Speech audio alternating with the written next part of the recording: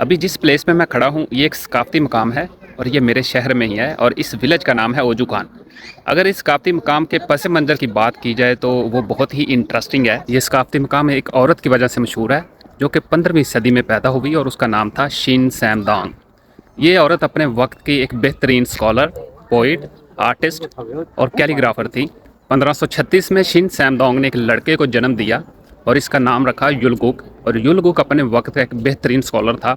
आज भी कोरिया की जो करेंसी या नोट हैं उन पे इन दोनों की तस्वीरें हैं और उनको याद रखा जाता है। तो अभी मैं आपको लेके चलता हूँ जहाँ पे वो रहते थे, उनका घर था, किचन वगैरह था, इस तरह की चीज़ें।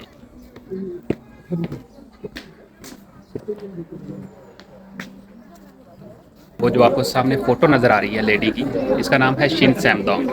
और यहाँ पे एक नोट लिखा हुआ है जिस पे मेंशन है कि इसने एक ड्रैगन की ख्वाहिश की थी और फिर 1536 में युलगुक यी ने जन्म लिया और वही इसका ये ड्रैगन था। इस कंपार्टमेंट में युलगुक स्टडी किया करता था और एक फेमस स्कॉलर बना। और ये जो बिल्डिंग है ये 600-700 साल पुरानी है, 15वीं सदी की है और आज भी इन्होंने इसको संभाला हुआ है। इसी घर के सहन में एक आलू बुखारे का दरख्त भी है जिसको काला पेंट किया गया है और इसकी कुछ शाखें हरी हैं। और यहाँ पे लिखा हुआ है कि जब ये घर बिल्ड किया गया था 1440 में, तब इसको लगाया गया था। तो आज 6 सदियाँ गुजर गई हैं, अभी भी ये हरा भरा है। तो अभी आपको उस कंपार्टमेंट में लेके चलता हूँ जहाँ पे ये लोग इबादत किया करते थे।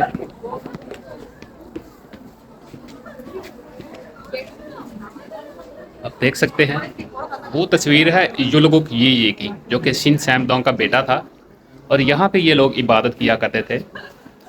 और आप घर देख सकते हैं कि ये 600-700 साल पुराना ही है, जितनी मोटी लकड़ी का इस्तेमाल किया गया है। और ये इस घर का किचन एरिया है, मैं आपको विज़िट करवाता हूँ। ये आप देख सकते हैं कि किचन की जो चिमनी है जहाँ से धुआं वगैरह निकलता है वो बाहर को निकाली हुई है। और ये इनका किचन एरिया है और सामने कुछ बड़े बड़े ड्रम नज़र आ रहे हैं जिनके अंदर फूड बनाई जाती थी। और ये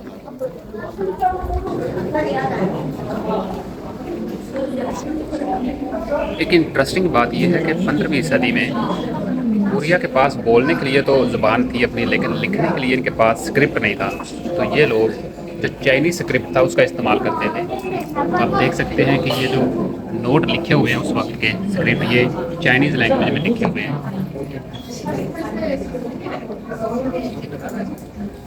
जैसा कि मैंने आपको बताया कि ये जो शिन सैमदोंग थी और युलगुक यी था, ये दोनों आर्टिस्ट भी थे और स्कॉलर भी थे।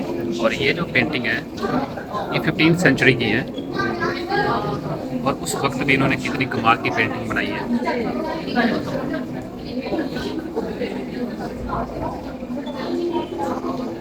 और इधर एक इम्पोर्टेंट चीज़ है, ये जो आपको सील्स नज़र आ रही हैं ये 15th सेंचुरी की हैं, जब जेसन डायनेस्टी में ये यूज़ किया करते थे और आज भी यहाँ पे इन्होंने सेव की हुई है।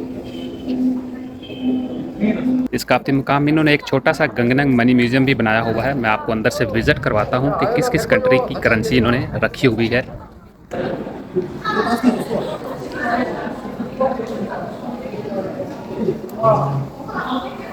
टोटल 3 कंपार्टमेंट है। एक कंपार्टमेंट एशियन कंट्री की करेंसी है, दूसरे में अफ्रीका, अमेरिका और तीसरे में यूरोप की करेंसी है। तो आप एशियन कंपार्टमेंट में देख सकते हैं ताइवान है, इंडिया है, बांग्लादेश है, सिंगापुर है, वियतनाम है, इंडिया, ओमान, यहाँ पे ये सारे हैं। और जो दूसरा कंपार्टमेंट है इसमें कुछ एशियन कंट्री है, जैसा कि यहाँ पे पाकिस्तान है।